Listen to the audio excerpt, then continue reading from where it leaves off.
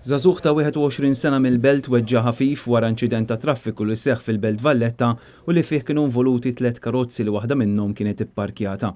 L-inċident seħħ l-ħabta ta' 11:09 ta' filgħodu fi triq San Ġwan kantuniera ma' triq Żekka, meta karozza Volkswagen Golf misjuqa minn Żagħżugħ u karozza Chevrolet tal-Ministeru tal-Finanzi kienu involuti f'ħabta.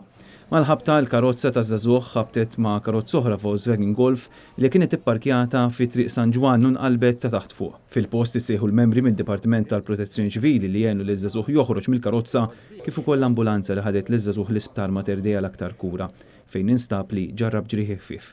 Iż-żewġ karozzi Golf kellhom ħsarat konsiderevoli filwaqt li l-karozza Chevrolet kellha ħsarat ħfief u s-sewwieq tagħha ma ġralu xejn. Fil-post marru l-Pulizija tad-Distrett tal-Belt fejn is-surġenti Rajs Kassar u Jeffrey Rizzo qed jagħmlu l-investigazzjonijiet dwar dan l-inċident.